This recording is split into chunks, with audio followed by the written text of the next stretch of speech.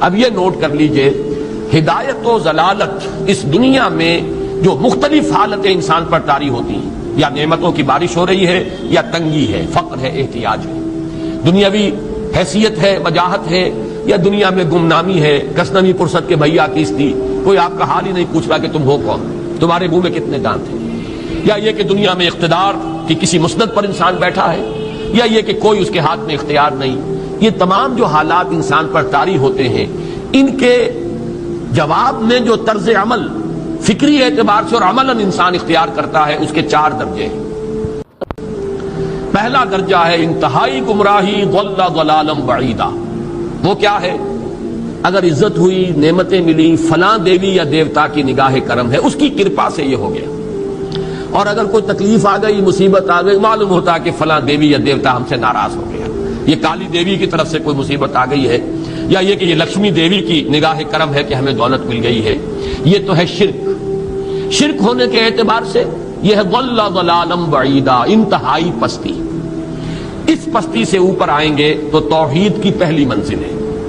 عزت دی اللہ نے دی، اگر کوئی تنگی آ گئی، فقر، تکلیف، کوئی ذلت، رسوائی، یہ بھی اللہ کی طرف سے۔ ایک اعتبار سے تو انسان ہدایت پر آ گیا، بڑی گہرائی تھی اس گندگی کی اور اس خباثت کی جو شرک جس کا نام ہے، اس سے انسان نکل آیا، نجاست سے۔ توحید تو ہے، لیکن ابھی اس میں اس کی گمراہی کا ایک ایلیمنٹ شامل ہے، اور یہ گمراہی سے جب تک آگے نہیں آئے گا، اوپر نہیں ابھرے گا، اس کا طرز عمل کیا ہوگا کہ ذرا کچھ مل گیا، عزت مل گئی، پھولے نہیں سما رہے، اب زمین پر قدم نہیں ٹک رہے، گردن اکڑ رہی ہے، کہیں محرومی ہو گئی، کوئی تکلیف آ گئی، کوئی مشقت، فقر آ گیا، اب بجھ کر رہ گئے۔ ان دونوں کیفیات میں انسان کا پینڈولم جو ہے وہ ایکسٹریم کو جائے گا۔ یہ کب ہوگا؟ جبکہ انسان یہ سمجھتا ہے کہ اس دنیا میں جو دولت مل گئی یا عزت مل گئی تو یہ گویا کہ بڑی کوئی قابل فخر شے ہے، اور اگر یہاں پر کوئی تکلیف آ گئی، کوئی مصیبت آ گئی، فقر و فاقہ آ گیا تو یہ گویا کہ بہت ہی اہانت آمیز شے ہے۔ اگر یہ انسان سمجھے گا تو طرز عمل وہ نکلے گا، نتیجے کے طور پر جو میں بیان کر چکا ہوں، یہ گمراہی ہے۔ اس گمراہی سے نکلیں گے تو آپ کس مقام پر آئے؟ دوسری منزل ہدایت کی کیا ہے؟ نہ یہ عزت ہے نہ یہ ذلت ہے، دونوں حیثیتیں برابر ہیں کہ یہ امتحان ہے۔ اسی لیے ان دونوں آیتوں میں ایک لفظ قدر مشترک ہے، اذا مبتلاہ، فاما الانسان اذا مبتلاہ ربہ فاکرمہ ونعمہ۔ یہ بھی ایک ابتلا ہے، آزما رہا ہے اللہ، کبھی وہ دے کر آزماتا ہے، کبھی چھین کر آزماتا ہے، کبھی فقر و فاقہ سے آزماتا ہے، کبھی وہ کثرت دولت اور کثرت مال سے آزماتا ہے، کبھی وہ صحت دے کر آزماتا ہے کہ یہ قوت اور توانائی اور صحت جو میں نے دی ہے یہ اس میں کیا کرتا ہے، کبھی وہ مرض کے ذریعے سے آزماتا ہے کہ صبر کرتا ہے کہ نہیں کرتا۔ ہمارے لیے شکوہ اور شکایت تو اس کی زبان پر نہیں آ جاتی، نالا اور شیون تو نہیں آ جاتا، تکلیف جھیلتا ہے کہ نہیں جھیلتا، اس میں تحمل ہے کہ نہیں ہے، تو صبر کرتا ہے یا شکر کرتا ہے۔ یہ دونوں کیفیات در حقیقت اس اعتبار سے مساوی ہے، یہ بھی امتحان، یہ بھی امتحان۔ یہ حقیقت جب سامنے ہوگی، اب وہ پینڈولم جو ہے وہ بہت کم ہو جائے گا، یعنی انسان میں طبعی طور پر تو ایک اثر ہوتا ہے غیر اختیاری، کسی چیونٹی نے کاٹا آپ کے پاؤں پر، آپ اپنا پاؤں ہٹا لیں گے، اس میں کوئی ارادہ نہیں، یہ ریفلیکس ایکشن ہے، غیر اختیاری فعل ہے۔ اس حد تک تو انسان ضرور متاثر ہوتا ہے، اس سے تو کوئی انسان جو ہے وہ بلندر نہیں ہو سکتا۔ حضرت ابراہیم رضی اللہ تعالیٰ عنہ، حضور کے وہ نومولود فرزند، انتقال جب ہو رہا تھا، آپ کی آنکھوں میں آنسو آ گئے۔ اب یہ ایک طبعی اثر ہے، ایک فعل ہے، انفعالی کیفیت ہے جو بالکل طبعی ہے، لیکن یہ نہیں کہ اس کی وجہ سے انسان کی زبان پر کوئی شکوہ آ جائے، کوئی شکایت آ جائے، یہ نہیں ہوگا، یہ ایمان کے منافی ہے۔ اسی طریقے سے اگر کوئی خوشی ہوئی ہے تو چہرے کے اوپر ایک نکھار آ جائے گا، تبسم آ جائے گا، اس سے زائد نہیں۔ اس حد تک تو یوں سمجھیے کہ انسان کا طبعی تقاضا ہے۔ اس سے زیادہ یہ پینڈولم اگر سوئنگ کر رہا ہے تو گویا کہ اس حقیقت سے انسان محجوب ہے کہ یہ بھی امتحان ہے، یہ بھی امتحان ہے، جو ہم سورہ حدید میں پڑھ چکے ہیں۔ ما اصاب من مصیبت فی الارض ولا فی انفسکم الا فی کتاب من قبل ان نبراها ان ذلک علی اللہ یسیر لکی لا تعصوا علی ما فاتکم ولا تفرحوا بما آتاکم۔ اللہ تمہیں کچھ دے تو اتراؤ مت، اللہ تم سے کچھ چھین لے تو اس کے اوپر افسوس مت کرو۔ یہ نتیجہ ایمان کا نکلنا چاہیے۔ اگر تمہیں ایمان ہے اللہ پر، اگر تمہیں یقین ہے کہ جو کچھ ہوا ہے اللہ کے اذن کے بغیر نہیں ہوا، اگر تمہیں یقین ہے کہ اللہ نے جو میرے لیے طے کیا ہے اس میں میرے لیے خیر ہی ہے، چاہے فی الحال، فی الوقت، فوری طور پر مجھے ناگوار محسوس ہو رہی ہے بات، لیکن یقیناً میرے لیے اس میں خیر ہے میرے رب کی طرف سے کہ ہر ساقی ما ریخت عین الطافس. ہم تو شارٹ سائٹڈ ہیں، ہم دیکھ نہیں سکتے کسی شے کو، ہم اس کے ظاہر کو دیکھ کر گھبرا اٹھتے ہیں کہ یہ تو تکلیف آ گئی، کیا پتا اسی کے پردے میں اللہ کی رحمت آ رہی ہے. میں نے وہ رئیس امروہوی کے اشعار آپ کو کئی دفعہ سنائے ہیں. وہ وقت آیا کہ ہم کو قدرت ہماری سعی و عمل کا پھل دے، بتا رہی ہے یہ ظلمت شب کہ صبح نزدیک آ رہی ہے. ابھی ہے کچھ امتحان باقی، فلاکتوں کے نشان باقی، قدم نہ پیچھے ہٹے کہ قسمت ابھی ہمیں آزما رہی ہے. رئیس اہل نظر سے کہہ دو کہ آزمائش سے جی نہ ہارے، جسے سمجھتے ہو آزمائش وہی تو بگڑی بنا رہی ہے. اسی آزمائش سے تو بگڑی بنے گی، اسی سے تو تمہارا خیر جو ہے اجاگر ہوگا، سامنے آئے گا، پتہ چلے گا who's who, what is what. ابو بکر میں کتنا یقین اور ایمان تھا، یہ کیسے معلوم ہوگا؟ کیسے معلوم ہوگا کہ بلال میں کتنا سہار، کتنا تحمل تھا، کتنا صبر تھا، اگر وہ مصیبت ان پر نہ آتی کہ جو امیہ ابن خلف کے ہاتھوں ان پر قیامت ٹوٹ رہی تھی. تو یہ ساری چیزیں جو ہے ما اصاب من مصیبت فی الارض ولا فی انفسکم الا فی کتاب من قبل ان نبرأ ان ذلک علی اللہ یسیر لکی لا تأسوا علی ما فاتکم ولا تفرحوا بما آتاکم واللہ لا یحب کل مختال فخور. اگر اس حقیقت سے محجوب ہو جاؤ گے تو پھر اختیال اور فخر اور گھمنڈ پیدا ہو جائے گا تمہارے اندر، یا دوسری طرف مایوسی، کمر ہمت ٹوٹ کر رہ جائے گی، خودکشی کرنے کو انسان آمادہ ہو جاتا ہے ذرا کوئی ناکامی دنیا میں آ گئی، کوئی تکلیف آ گئی. یہ ہے در حقیقت تیسری منزل، ہدایت کی دوسری سیڑھی. پہلا کیا تھا؟ نہاد ضل ضلالا بعیدا، کوئی خیر مل گیا تو کسی دیوی کی نگاہ کرم، کوئی تکلیف آ گئی تو کسی دیوتا کی ناراضگی، یہ تو ہے ضل ضلالا بعیدا. اس سے اوپر آئے، یہ پہلی سیڑھی ہدایت کی ہے.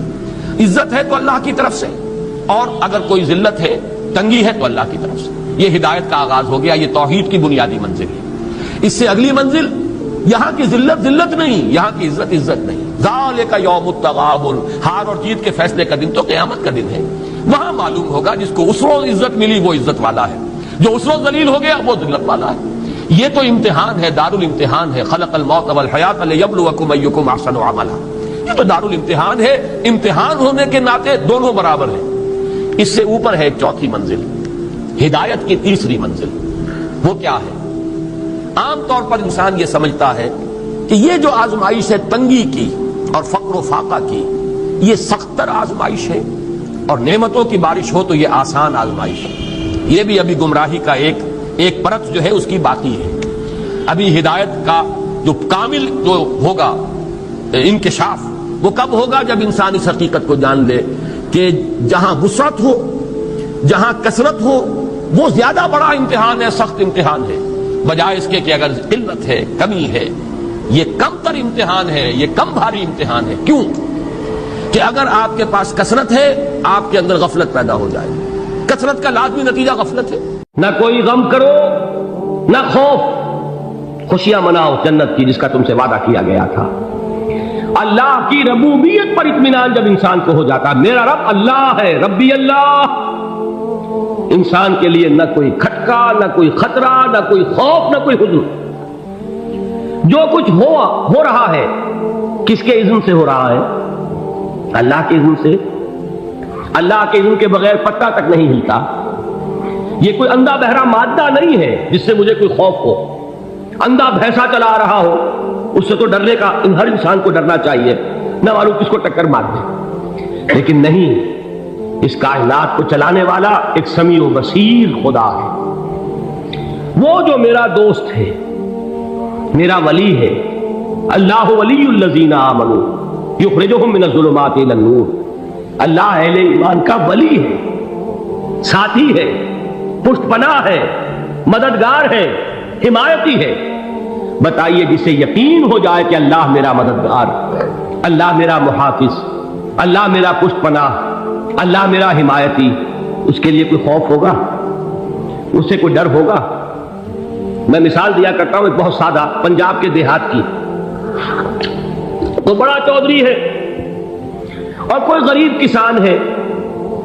اس غریب کسان کی کہ جانوروں کو ہر وقت اندیشہ ہوگا چوری کا، کوئی میری بھینس کھول کر نہ لے جائے، کوئی میرا بیل کھول کر نہ لے جائے. لیکن جس کے بارے میں یہ سب کو معلوم ہو کہ وہ جو بڑا چودھری ہے وہ اس کا دوست ہے، اس کی بچیا کو کوئی خوف ہوگا؟ اس کی بھینس پر کوئی ہاتھ ڈالے گا؟ اسے کوئی اندیشہ ہوگا؟ نہیں. کیوں؟ کہ وہ بڑا چودھری، بڑا اس کا یہاں کا سردار، جاگیردار، سب کو معلوم ہے وہ میرا دوست ہے، کوئی میرے خلاف اقدام نہیں کر سکتا. اس دنیا میں یہ چھوٹی سی بات اگر آپ کے دلی اطمینان اور سکون کا باعث بن سکتی ہے تو ذرا تصور کیجئے.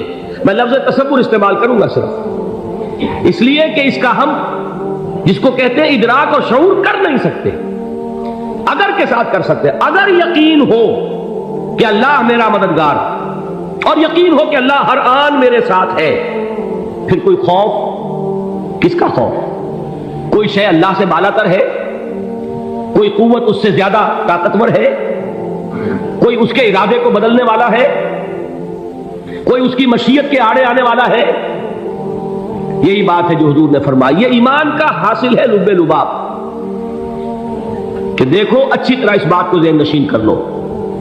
اگر تمام انسان مل کر تمہیں کوئی نقصان پہنچانا چاہے نہیں پہنچا سکتے مگر جو کچھ اللہ نے لکھ دیا ہو، اور تمام انسان مل کر تمہیں کوئی نفع پہنچانا چاہے نہیں پہنچا سکتے مگر وہ شے جو اللہ نے طے کر دیا. آپ پھر میں کہوں گا ذرا طاری کیجئے، اسے فرض کیجئے، اسے سوچئے. اگر اس حدیث پر ہمارا دل ٹھکا ہوا ہو تو کسی سے ڈر ہوگا یہ مجھے نقصان نہ پہنچا دے، یہ میری رپورٹ خراب نہ کر دے، یہ میری انکریمنٹ نہ رکوا دے، یہ میرا یہ نہ بگاڑ دے، یہ میرے یہ نقصان نہ پہنچا دے. اس کا ڈر، اس کا ڈر، اس کا خوف، اس کی خوشامد، اس کے لیے جا کر طرح طرح سے اپنی عزت نفس کو ذلیل کروانا اس کے سامنے. یہ سب کچھ کیوں کرتا ہے انسان؟ جب سمجھتا ہے کہ اس کے ہاتھ میں میرا کوئی نفع ہے، اس کے ہاتھ میں میرے لیے کوئی ضرر ہے، یہ مجھے کوئی گزن پہنچا سکتا ہے، یہ مجھے کوئی نقصان پہنچا سکتا ہے، یہ میرا کوئی کام بنا سکتا ہے، یہ میری کوئی ضرورت پوری کر سکتا ہے. اسی کا نام شرک ہے. جہاں آپ نے یہ سمجھا کہ غیر اللہ کے اندر کوئی طاقت موجود ہے وہی شرک ہے. بتوں سے تجھ کو امیدیں، خدا سے نو امیدی، مجھے بتا تو صحیح اور کافری کیا ہے؟ شرک تو یہ ہے. جس پر بھی تمہیں یہ خیال ہے کلمہ ہے، یہ کلمہ سوم لا حول ولا قوت الا باللہ. ذرا اس پر دل کو کبھی اگر آپ تصور کریں، پھر فرض کریں، دل ٹھک جائے اس پر، کوئی طاقت نہیں. یہی بات تھی جو شیخ عبد القادر جیلانی رحمۃ اللہ علیہ نے اپنی وصیت میں اپنے بچے سے کہی. 11ویں دینے والے ہیں لیکن حضرت شیخ عبد القادر جیلانی کی وصیت اور تعلیمات کو کتنے لوگ ہیں جانتے ہو؟ یہ جن مقامات تک پہنچے ہیں وہ کس چیز کی بدولت پہنچے؟ انہوں نے جو پیغام دیا وہ کیا تھا؟ اے میرے بچے، جس طریقے سے قرآن مجید میں حضرت لقمان کی نصیحتیں جو ہے نقل کر دی گئی ہیں، میں یہ عرض کروں گا بالفرض اگر قرآن حضرت عبد القادر جیلانی کے بعد نازل ہوا ہوتا تو شیخ عبد القادر کی یہ نصیحتیں بھی قرآن میں درج ہوتی. اتنی اونچی نصیحتیں ہیں. اے میرے بچے اس حقیقت کو ذہن نشین کر لے، لا فاعل فی الحقیقت ولا مؤثر الا اللہ. اس کائنات میں نہ کوئی فاعل حقیقی ہے نہ مؤثر حقیقی ہے سوائے اللہ. کسی شے میں کوئی تاثیر نہیں اگر اللہ نہ چاہے. آگ جلا نہیں سکتی اگر اللہ نہ چاہے، پانی ڈبو نہیں سکتا اگر اللہ نہ چاہے، زہر ہلاک نہیں کر سکتا اگر اللہ نہ چاہے، کوئی چیز فائدہ نہیں پہنچا سکتی اگر اللہ نہ چاہے. تو در در پہ کیوں سر جھکاتے ہو؟ در در پر کیوں جبیں سائی کرتے ہو؟ سب کے سامنے کیوں ہاتھ پھیلاتے ہو؟ ایک اللہ سے مانگو، ایک اللہ کے سامنے زمین پر اپنی جبین رکھو. لا فاعل فی الحقیقت ولا مؤثر الا اللہ. نظر آتا ہے ہمیں کہ پانی پیاس بجھا دیتا ہے. پیاس بجھانے کی صلاحیت پانی میں نہیں ہے، اللہ کے اذن سے. کھانا بھوک مٹا دیتا ہے، بھوک مٹانے کی صلاحیت کھانے میں نہیں ہے، اذن رب میں. دیکھیے یہی یقین تھا. حضرت موسیٰ علیہ السلام کا واقعہ یاد کیجئے. سامنے سمندر آ گیا ہے، قوم دیکھتی ہے پیچھے کہ گرد و غبار کا طوفان. معلوم ہوا کہ فرعون اپنے لشکر سمیت آ گیا. لشکر جب چلتا تھا تیز رفتاری کے ساتھ تو گرد و غبار کا جو طوفان اٹھتا تھا اس کا تصور کیجیے، اور لمحہ بلمحہ وہ قریب آ رہا ہے. پوری قوم نے کیا کہا؟ اے موسیٰ انا لمدرکون، اے موسیٰ ہم کو پکڑے گئے. قرآن مجید میں تو یہاں وہ باتیں نہیں لکھی ہیں لیکن تورات میں یہ درج ہے کہ بنی اسرائیل جھگڑنے لگے، دست و گریبان ہو گئے موسیٰ کے ساتھ. موسیٰ نے یہاں مروایا لا کر، اس سے تو ہم ہی بہتر تھے، وہاں کھانے کو ملتا تھا، زندگی تو تھی، بیگار ہم کر رہے تھے، موت تو نہیں تھی۔ اب جو کچھ ہوگا اس کا تصور کرو، جس طریقے سے ہمارے ٹکڑے اڑائے جائیں گے۔ تو لڑ رہے ہیں حضرت موسیٰ علیہ السلام سے، یہ تورات کی تفصیل ہے۔ قرآن میں صرف اتنا آیا ہے، پریشان ہو کر انہوں نے کہا انا لمدرکون، موسیٰ ہم کو پکڑے گئے۔ اس وقت موسیٰ کا جواب کیا ہے؟ کلا ان معی ربی سیہدین، نہیں، میرے ساتھ میرا رب ہے، وہ راستہ دے گا۔ بتائیے کہاں راستہ نظر آ رہا ہے؟ یہ ہے ایمان بالغیب۔ راستہ نظر نہ آئے تب اللہ پر یقین ایمان ہے، جیب میں پیسے ہوں اور تب دل کو اطمینان ہے، تو ایمان کس پر ہوا؟ پیسے پر، اللہ پر نہیں۔ جب وسائل و ذرائع نہ ہو اور پھر یقین ہو کہ اللہ مسبب الاسباب ہے، وہ اسباب کا پابند نہیں ہے، وہ اسباب کا محتاج نہیں ہے، اسباب اس کے محتاج ہے۔ اگر یہ یقین ہے تو اللہ پر ایمان ہے، یہ نہیں ہے تو تمہارا ایمان اسباب پر ہے، وسائل پر ہے، ذرائع پر ہے، مادیات پر ہے، اللہ پر نہیں۔ اس وقت کہاں راستہ تھا؟ کوئی راستہ تھا؟ سمندر ہے اور ادھر سے لشکر آ گیا ہے۔ کلا ان معی ربی سیہدین۔ اب دیکھیے ایمان کہہ دینا آسان ہے، ہوا معکم اینما کنتم، جہاں کہیں بھی تم ہوتے ہو اللہ تمہارے ساتھ ہوتا ہے، لیکن اس کا یقین قائم ہو جائے تو زمین و آسمان کا فرق واقع ہو جائے۔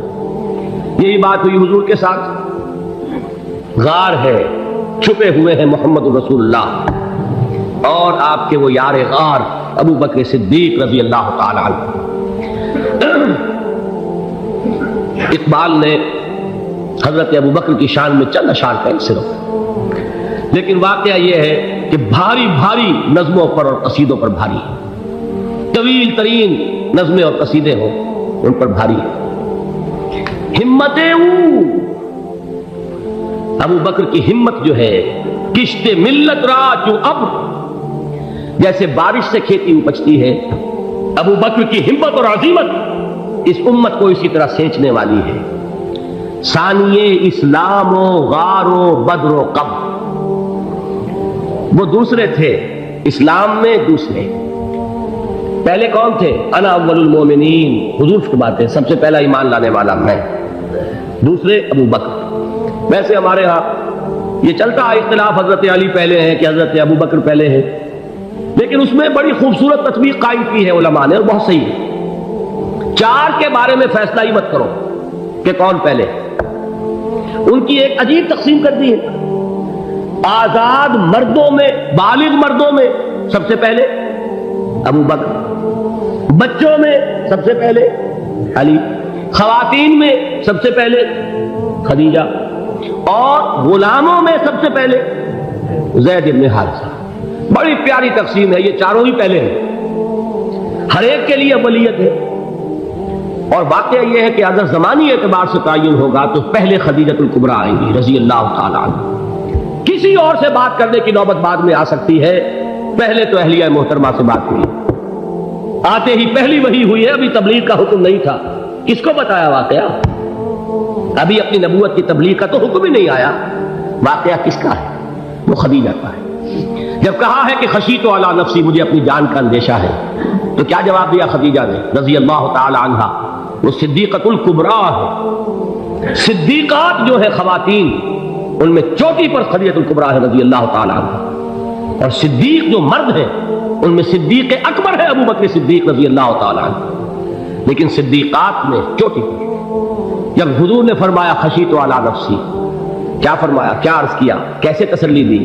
نہیں، اللہ آپ کو ضائع نہیں کرے گا، آپ غریبوں کے ہمدرد ہیں، آپ مساکین کے تکالیف رفع کرنے والے ہیں، آپ بیواؤں کی سرپرستی کرتے ہیں، آپ مسافروں کی خدمت کرتے ہیں، اللہ آپ کو ضائع نہیں کرے گا۔ یہ یقین ہے اس خاتون کے اندر۔ خیر وہ ایک علیحدہ بات ہو جائے گی۔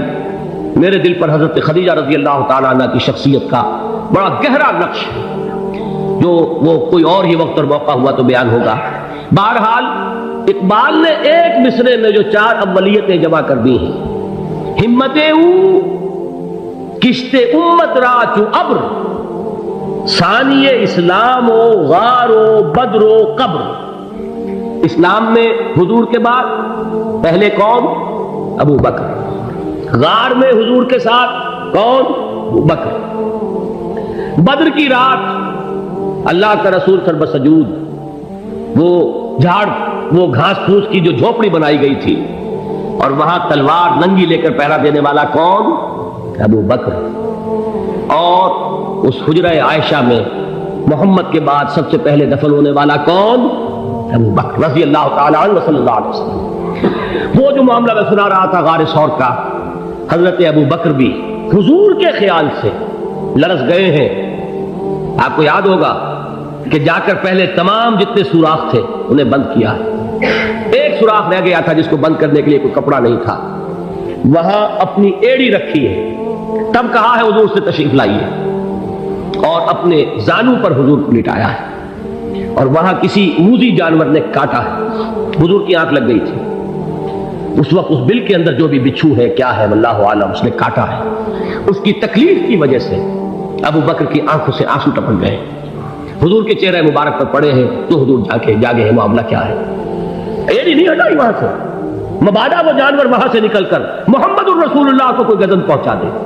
ابو بکر کی ایڑی ہے، جس طرح چاہے کھا لے، ختم کر دے، جان نکل جائے تب کوئی آنچ آئے محمد پر تو آئے، لیکن جیتے جی نہیں. وہ ہے ابو بکر حضور کے خیال سے. اس وقت حضور نے پھر اپنا لعاب دہن لگایا ہے، اور اس سے پھر آپ کی تکلیف ختم ہوئی. جیسے خیبر میں حضرت علی کی آنکھ دکھ رہی تھی، اس کو جو شفا حاصل ہوئی ہے وہ بھی حضور کے لعاب دہن سے ہوئی. تو بہرحال اس وقت انہوں نے کہا ہے کہ اے نبی یا رسول اللہ، اگر اس وقت ان میں سے کسی نے غیر ارادی طور پر بھی اپنے قدموں کی طرف جھانک لیا تو پکڑے جائیں. کیا جواب تھا اللہ کے رسول کا؟ لا تحزن ان اللہ معنا. اللہ ہمارے ساتھ ہے، کیوں گھبراتے ہو ابو بکر؟ یہ ہے ایمان باللہ. میرا مالک اللہ، میرا رازق اللہ، میرا محافظ اللہ، میرا مددگار اللہ، میرا پشت پناہ اللہ، میرا دوست اللہ. اچھا، اسی میں ایک بات دیکھیے، کچھ لوگ کہتے ہیں اچھا جی تو پھر مردوں کا بھی پردہ ہونا چاہیے. نہیں، عورت کا مرد کو دیکھنا کچھ اور ہے، مرد کا عورت کو دیکھنا کچھ اور ہے. مرد کی فطرت میں گریز اور اقدام ہے، آگے بڑھ کر کچھ ہے حاصل کرنا. عورت کی فطرت میں بلکہ اس کا حسن اس میں ہے، گریز، پیچھے ہٹنا. لہذا پردہ عورت کے لیے، مرد کے لیے نہیں.